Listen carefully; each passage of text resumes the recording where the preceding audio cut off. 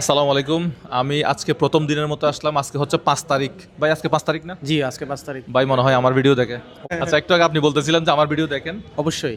আচ্ছা, সো এই বাইকটা আমি গিভঅ্যাওয়ে করতেছি, এটা মনে হয় জানেন আপনি। হ্যাঁ, জানি। রুলসগুলো কি দর্শকদেরকে বলে দেন তো।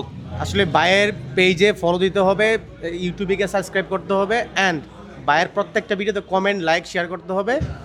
দেন আপনারা যে ভাগ্যবান সে পেতে পারেন আজকের বিজয়ী উইনার R15M। আপনার বাসা মিরপুরে এখানে? জি, আমার বাসা মিরপুরে। ওকে, নাইস। তো আমাদের বর্তমান ইউটিউবে সাবস্ক্রাইবার হচ্ছে 2 মিলিয়ন। 2 মিলিয়ন। তো আমরা একটা টার্গেট, আপ। হ্যাঁ 2 মিলিয়ন প্লাস, হ্যাঁ আমরা একটা টার্গেট দিছি যে 5 তারিখ থেকে 15 তারিখ এই 10 দিনের ভিতরে আমাদের ইউটিউবে সাবস্ক্রাইবার 4 মিলিয়ন করতে হবে।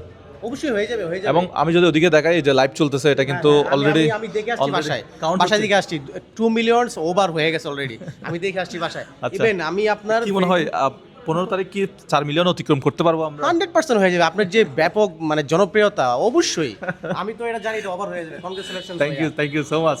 এখন যে পাবে কে পাবে আমি তো আচ্ছা, আপনার দৃষ্টিতে বাইকটা খেয়ে পেলে ভালো হবে? আপনার কাছে তো বাইক আছে, আমি তো আপনাকে দিব না। না না না, হয়তো যে কোনো একজনের মধ্যে হয়তো আপনার নামও চলে আসতে পারে, সেটা কোনো বিষয় না। এখন হচ্ছে আপনি একজন মানুষ হিসেবে আপনি চান যে এই বাইকটা কে পেলে আপনি সবচেয়ে বেশি স্যাটিসফাইড হবেন?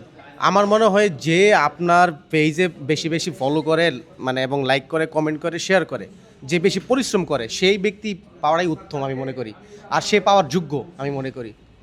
আর আমি চাই এই মানে আমার বাইকটা, একজন রিয়েল অডিয়েন্স। অফকোর্স আমি চাই এই বাইকটা এমন একটা ব্যক্তি পাক যার স্বপ্ন, যার কিনা সামর্থ্য নাই।